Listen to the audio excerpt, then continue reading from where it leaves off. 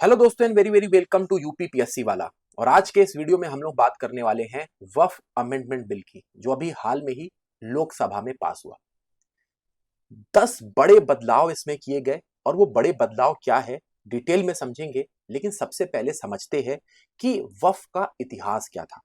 तो दोस्तों, वक्फ की शुरुआत खुद इस्लाम धर्म के पैगंबर मोहम्मद साहब के द्वारा की गई 570 बिफोर क्राइस्ट में, जब उन्होंने खजूर के एक बाग को जकात में दे दिया और यहां से होने वाली आमदनी मदीना के गरीब लोगों को बांटने के लिए बोल दी।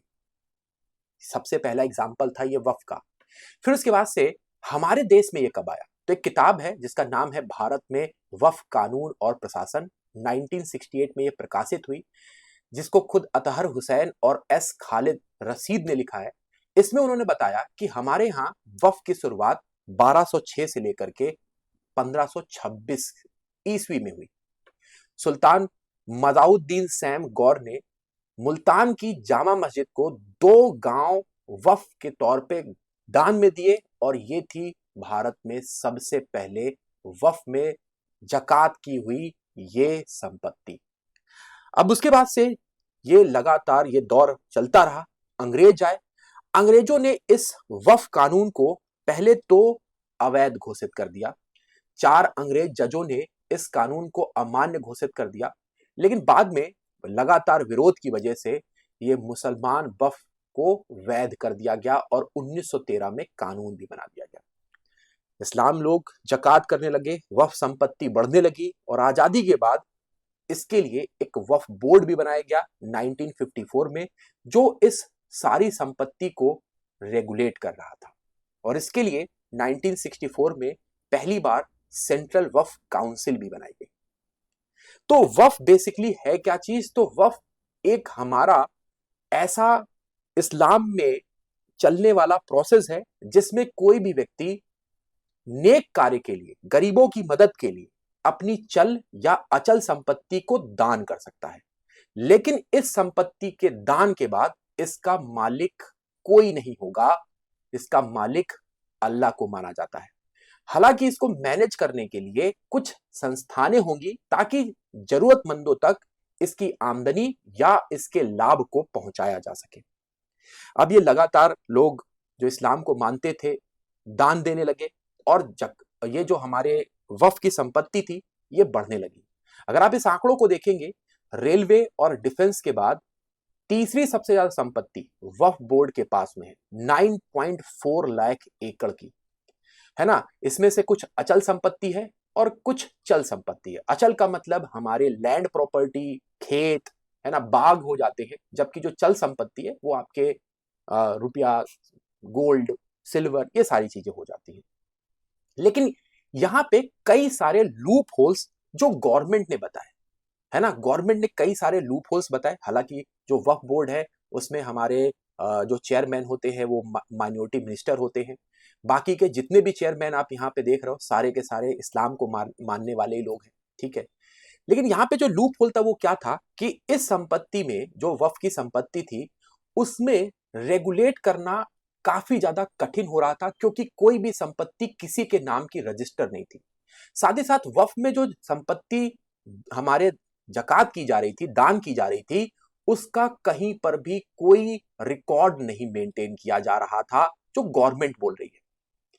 और जो भी संपत्ति दान की जा रही थी उसमें भी दान करने वाले का जो नाम है वो भी स्पष्ट तौर पे नहीं चेक किया गया, जिससे कि कई सारी संपत्ति हमारे अतिक्रमण हो गई, कई सारे हमारे मुकदमे चल रहे हैं, कई सारी संपत्तियां ऐसी हैं जिनमें गवर्नमेंट की प्रॉपर्टी को भी लोगों ने दान दे दिया। अब बात आती है कि सर, अगर इतना डिस्प्यूट है तो हमारे यहाँ की कोर्ट्स क्या कर रही है? तो दोस्तों, ये जो कानून 1954 में बना था, इसमें ये जो वक्फ की अचल संपत्तियां हैं, इसके केस का निपटारा वक्फ ट्रिब्यूनल कोर्ट में ही होगा, ये इसमें लिख दिया गया। तो यहां पर किसी भी तरीके का हमारे जुडिशरी सिस्टम से इन संपत्तियों का निस्तारण नहीं किया जा सकता। तो कई सारे लूप होल थे, जैसे कि संपत्ति रजिस्टर्ड नहीं थी, कोई भी गवर्नमेंट रजिस्ट्री में इनका रजिस्ट्रेशन नहीं था, कौन संपत्ति बेच दे रहा है, दान दे रहा है, वो किसकी दे रहा है, इसका रिकॉर्ड भी प्रॉपर चेक नहीं किया गया। और सबसे इंपॉर्टेंट, अगर डिस्प्यूट है तो वो भी रिजॉल्व जुडिशरी सिस्टम के तहत नहीं हो रहा है। तो गवर्नमेंट का कोई भी यहां पे हस्तक्षेप हो ही नहीं पा रहा था, जुडिशरी का कोई भी हस्तक्षेप हो ही नहीं पा रहा था, और संपत्ति बढ़ रही थी, विवाद बढ़ते चले जा रहे थे। अब गवर्नमेंट ने, जो किरण रिजिजू जी हैं, इन्होंने अगस्त में एक बिल लेकर के आए जिसका नाम था वक्फ बोर्ड अमेंडमेंट बिल, जिसको काफी चर्चा और काफी विरोध का भी सामना करना पड़ा, और फिर फाइनली ये लोकसभा में कल पास हुआ। अब इसमें क्या क्या चीजें हमारे अमेंड हुई हैं वो मैं आपको समझाने की कोशिश करता हूं। तो जो लूप होल्स थे, सबसे पहले जो वक्फ में जो भी संपत्ति है उसका पूरा एक डेटाबेस तैयार करने का निर्णय लिया गया कि हम पूरा का पूरा एक डेटाबेस बनाएंगे ऑनलाइन, जिसमें वक्फ की जितनी भी संपत्ति हैं वो सारी की सारी रजिस्टर्ड करनी पड़ेंगी, और ये 6 महीने के भीतर भीतर जो भी संपत्ति दान की जाएगी वो उसके अंदर रजिस्टर्ड होना जरूरी है। मतलब सारी चीजें का जो डेटा है वो अब इस डेटाबेस में दिखाई देगा।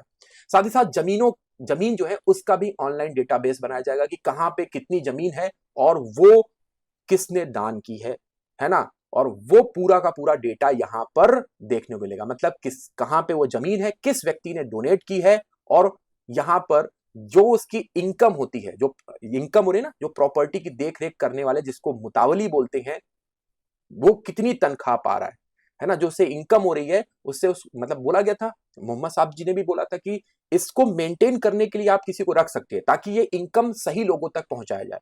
तो मुतालबी कौन है? उस इनकम को जनरेट करके लोगों तक पहुंचाने वाला। अब ऐसा तो नहीं इस इनकम का ज्यादातर हिस्सा ये मुतालबी रख ले रहा है, तो इसकी एक फिक्स सैलरी कितनी है, ये सारी चीजों को आप इस डेटाबेस और ये जो पूरा का पूरा जो वक्फ बोर्ड का ऑनलाइन डेटाबेस है उसमें 6 महीने के अंदर यहां पे अपडेट करना होगा, जिससे कि ट्रांसपेरेंसी भी आएगी और वक्फ को जो नुकसान हो रहा था इस रूप में वो भी कम हो जाएगा।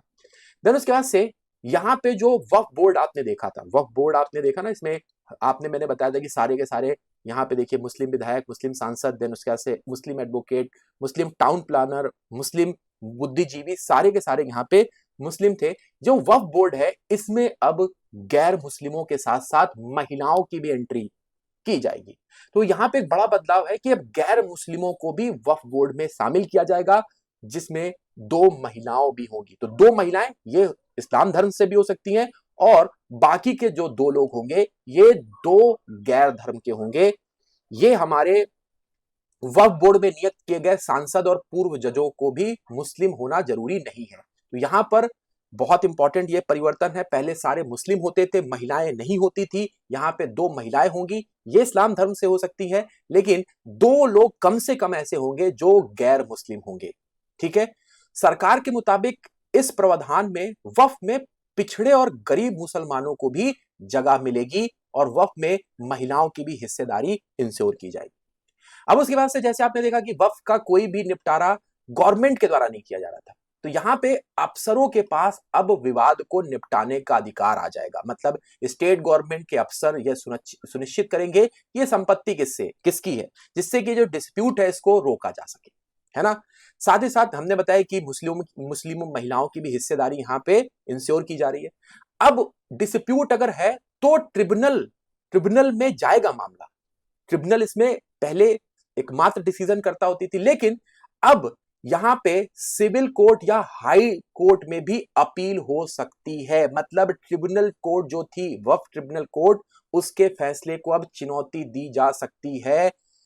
वक्फ ट्रिब्यूनल कोर्ट को 90 दिन का टाइम मिलेगा। 90 दिन के बाद अगर वो डिसीजन से सेटिस्फाई नहीं होते हैं तो सिविल कोर्ट, हाई कोर्ट में अपील करने का अधिकार होगा, जो एक बहुत बड़ा परिवर्तन है। मतलब यहां पे गवर्नमेंट का भी हस्तक्षेप और जुडिशरी का भी हस्तक्षेप आ गया, जो बहुत जरूरी यहां पे गवर्नमेंट ने बोला था। तो उसके बाद सरकार के पास वक्फ के खातों को ऑडिट करने का अधिकार भी दे दिया गया। मतलब जो वक्फ में पैसा आ रहा है, कितना आ रहा है, उसका ऑडिट भी केंद्र और राज्य सरकारें कर पाएंगी, जिससे कि किसी भी तरीके का जो भ्रष्टाचार है वो रोका जा सके। ठीक है, वक्फ बोर्ड सरकार को कोई भी जानकारी देने से मना नहीं कर सकती है, और वक्फ बोर्ड ये भी नहीं कह सकता है कि कोई जमीन सैकड़ों साल पहले किसी धार्मिक मकसद से इस्तेमाल हो रही थी, वो अब जमीन उसकी है। आपको सारी संपत्ति को क्या करना पड़ेगा? रजिस्टर करना पड़ेगा, उसका प्रॉपर इनकम दिखाना पड़ेगा। ठीक है, याद रखिएगा। अभी आपको हमने जैसे बताया कि किस तरीके से हमारे 1950 में वक्फ बोर्ड के पास सिर्फ 52,000 एकड़ जमीन थी और अभी 2025 के लेटेस्ट डेटा के अनुसार 9,40,000 एकड़ जमीन पहुंच चुकी है। बहुत बहुत बहुत ये जो ग्रोथ देख रहे हो, तो सरकार को ये ऑडिट करने का अधिकार है। प्रॉपर्टीज नियम इन पर लागू होंगे, तो साथ ही साथ जो सरकारी प्रॉपर्टीज जो वक्फ की नहीं मानी जाएगी, मतलब जितनी भी अब गवर्नमेंट प्रॉपर्टीज हैं वो अब वक्फ से अलग हो जाएंगी। ये नियम उन सरकारी प्रॉपर्टीज पे भी लागू होंगे जिन पर पहले वक्फ का दावा या कब्जा था। सबसे बड़ा बदलाव यह आएगा कि वक्फ के बिना किसी दस्तावेज या सर्वे के किसी भी जमीन को अपना बताकर उस पर कब्जा नहीं किया जा सकेगा, या बिना दस्तावेज दिखाए कि आपको किसने दान किया था, है ना, कब किया था, आप उस पर कब्जा नहीं कर सकते हैं। तो बड़ी इंपॉर्टेंट डिसीजन है। तो खास तौर पे आपने देखा कि यहां पे अगर हम कुछ बातों को देखें तो उनमें सबसे पहली बात आती है कि गवर्नमेंट का यहां पे हस्तक्षेप हो जाएगा। ऑनलाइन जो भी हमारे डेटाबेस है वक्फ का वो पूरा तैयार हो जाएगा। जुडिशरी यहां पर हमारे रोल में आ जाएगी। देन उसके बाद से ऑडिट करेंगे जितना खर्चा आ रहा है, देन उसके बाद से जो गवर्नमेंट की संपत्ति है वो जितनी भी वक्फ पे है वो वापस ली जाएगी और अब फ्यूचर में कोई भी नहीं जाएगी। तो ये बड़े बदलाव हुए। उम्मीद करते हैं इस वीडियो से आपने बहुत कुछ सीखा होगा। तो मिलते हैं अपने रोज सुबह 7 बजे वाले करंट अफेयर्स की क्लास की, जो इसी चैनल पे होता है। Till then have a good day, best of luck, bye bye guys and take care.